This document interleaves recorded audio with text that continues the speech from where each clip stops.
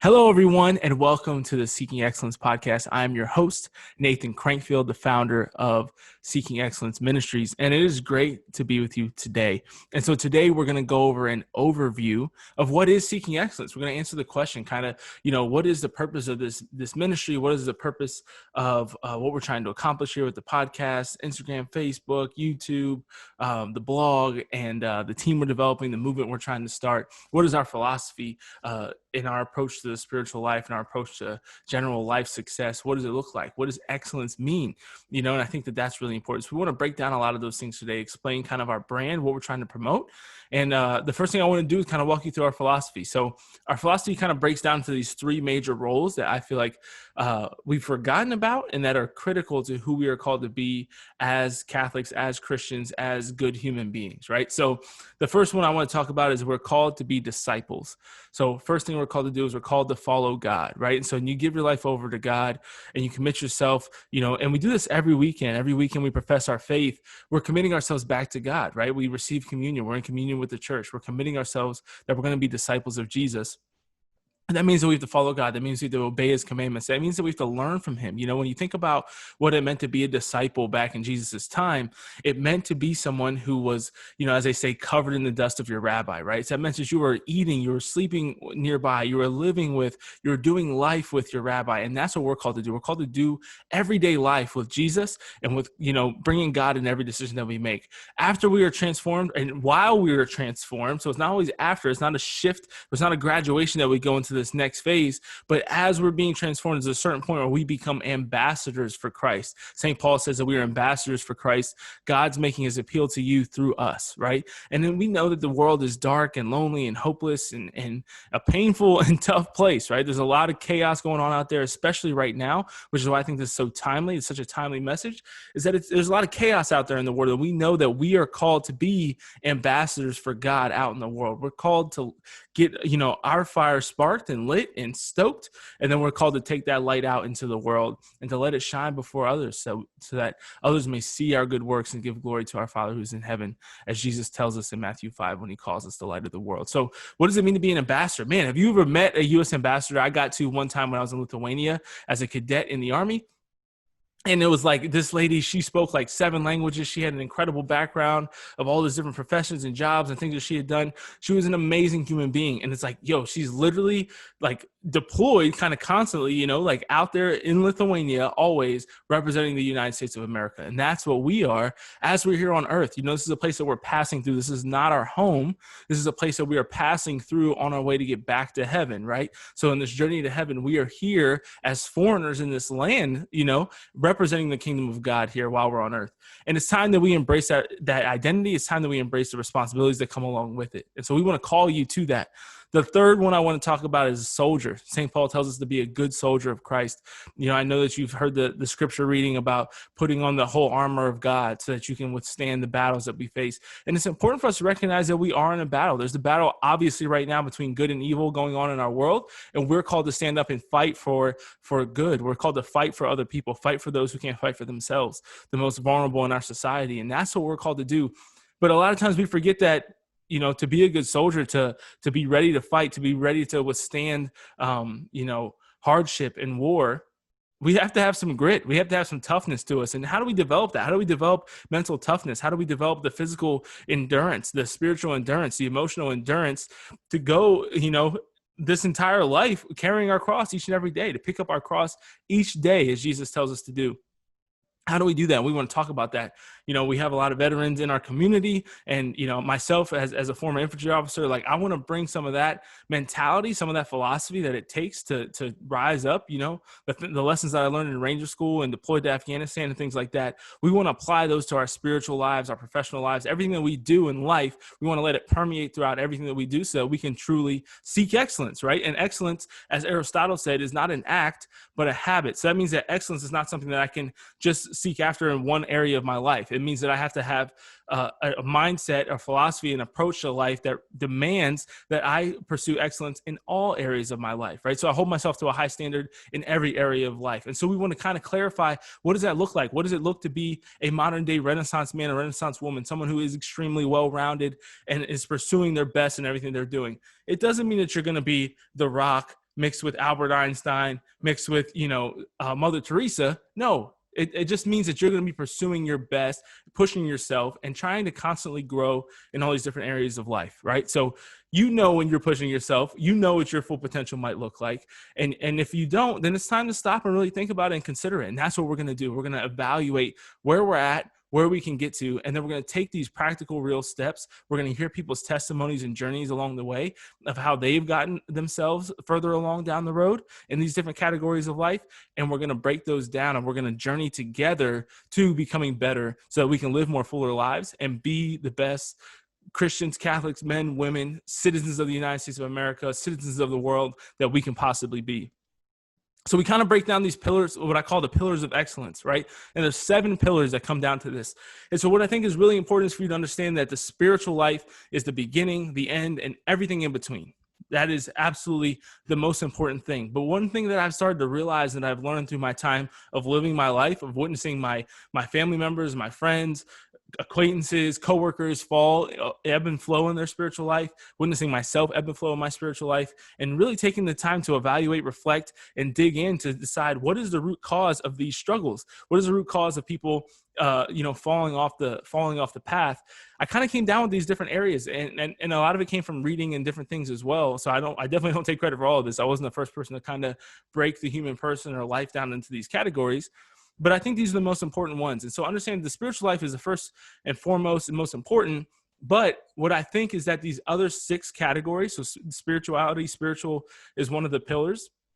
The other 6 categories are often what will knock us off this road, this path that Jesus has placed us on. And so when we're following God, we're picking up our cross, we're pursuing, especially when you're in the early stages of your faith, everything's awesome. It's so exciting. It's fun. It's like, God loves me. This is great. And then it starts to the excitement kind of wears off. And it's just like in a marriage, right? The excitement kind of wears off. A new job, the excitement kind of wears off. And then the honeymoon phase is over. And now it's like, okay, things are getting real. And the things that are going to knock you off are in these next 6 pillars. So let's go into some of those. So the first one I want to talk about is mental.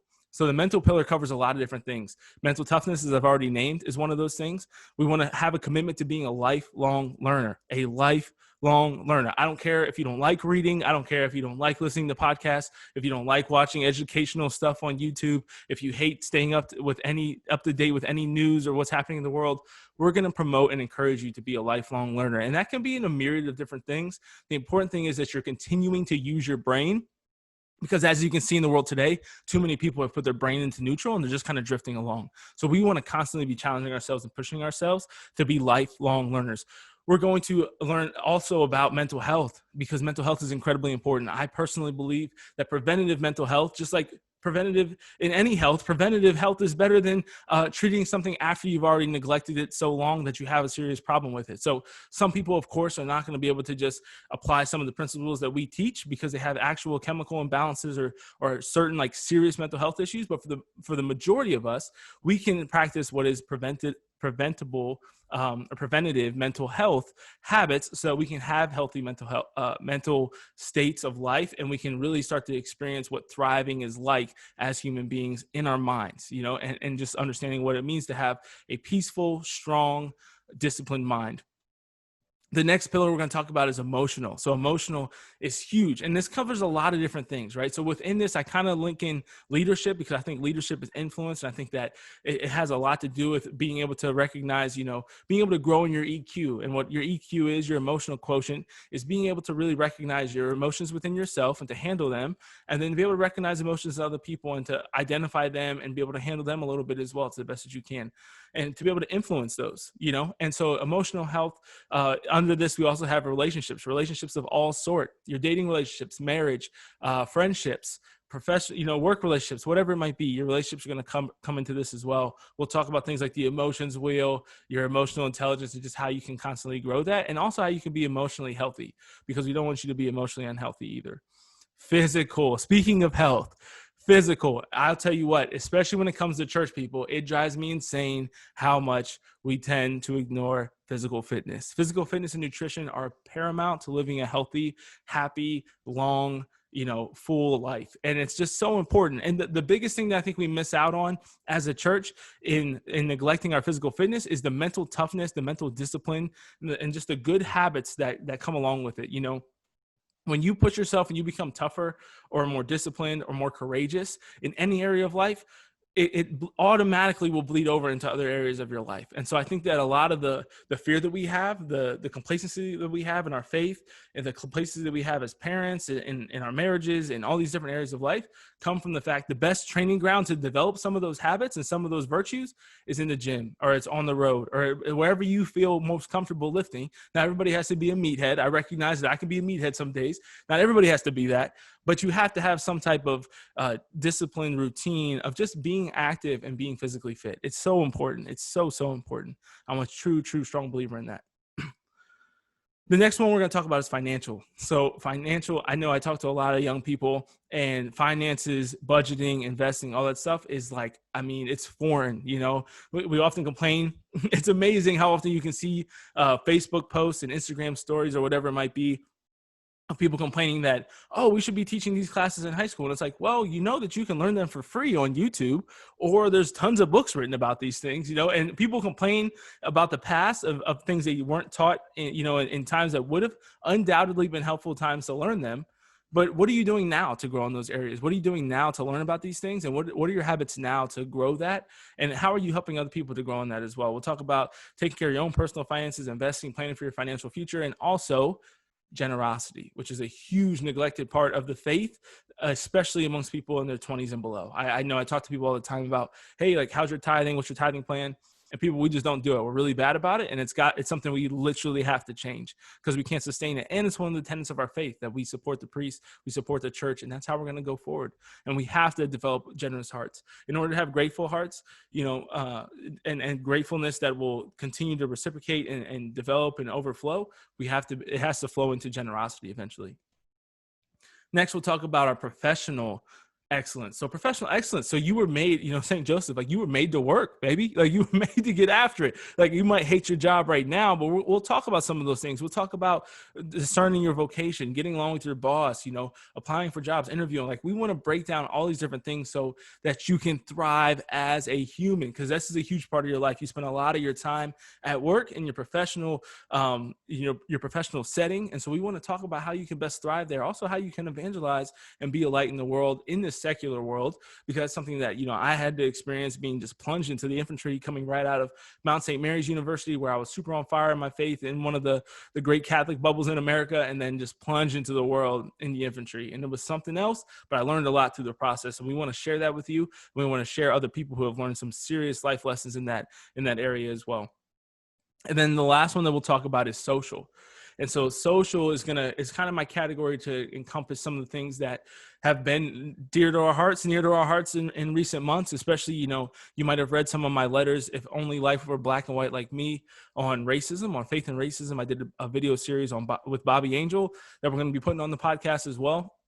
But the social teaching, Catholic social teaching, we'll be talking about that. And not just Catholic social teaching, but just some of the things that are happening in our society today, some of the movements that are happening in our culture and in politics and just the world around us. It's important that we take the time to talk about these things. And we're not here at Seeking Excellence. We're not going to shy away from talking about the hard topics. We pride ourselves, and we want to be the people who will embrace those hard conversations, embrace those hard topics for you, so that to help navigate some of these difficult things and to spark just good conversation amongst people. I want to have good conversations with people. Some people I'm going to disagree with, some people I'll agree with, and we're just going to be able to show people how to have those good, healthy conversations and still be family and still be friends at the end of the day. It's incredibly, incredibly important. It's a lost art, but it's one that as Christians, as Catholics, like, we can't neglect to develop that skill, right? We are obliged as ambassadors, as soldiers, as disciples to have that skill and to be really good at it, to master it. I think to master the gray areas so that we can help other people to navigate them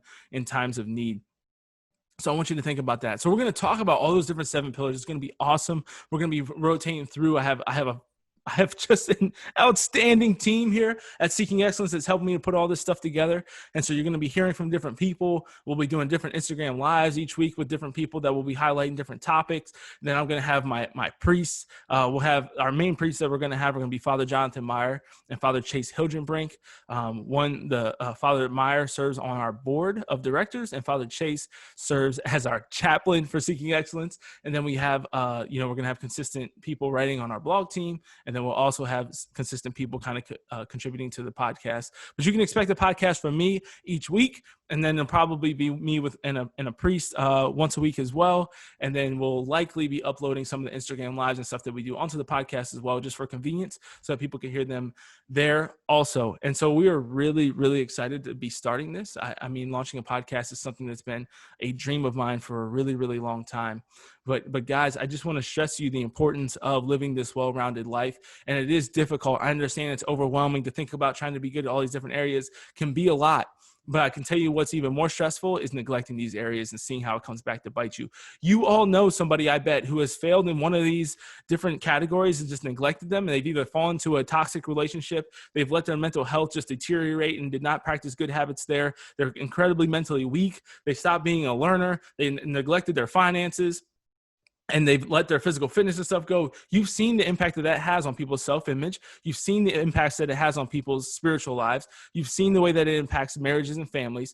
It's time to stop that. It's time to get people, just to awaken people to the reality that we are stewards. We are called to be stewards. We're called to take extreme ownership of our lives and to live intentionally. And to live intentionally means we have to be educated. We have to be mindful of the way that we do things. We have to be intentional about the philosophies that we live by, the values that we hold, and we have to take the time to prioritize getting our life in order and just really taking extreme ownership and responsibility for the things that God has entrusted to us, because that's what we're going to be ultimately judged on at the end of our lives, is how well did we handle the things that God has given to us. So we're incredibly excited. I invite you to go on to thosewhoseek.org, subscribe to our weekly newsletter that we're going to have coming out. Never miss a podcast. Subscribe to the podcast. Send it to your friends. Let them know that we're doing this thing. Go on and subscribe to our YouTube channel. We'll be uploading the podcast videos up there as well. And I just thank you. I thank you for listening today. I thank you for your hard work. I thank you for your commitment to excellence in your own life.